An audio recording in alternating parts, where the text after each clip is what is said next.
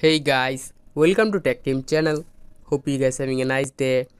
Today in this video, I'm gonna show you how can you make Wattpad dark mode on. So at the very first, just go to the Wattpad app. Now in the Wattpad app, just click on the top right your profile icon, and after clicking it again, click on the top right your settings icon.